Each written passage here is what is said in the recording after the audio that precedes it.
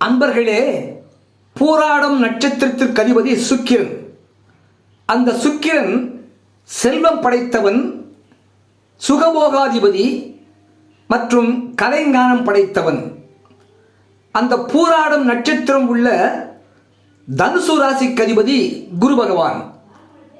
அவர் தூய்மையான சுய உணர்வுக்கு பாதை காட்டுபவர், எல்லோருக்கும் நல்வழி காட்டுபவர்.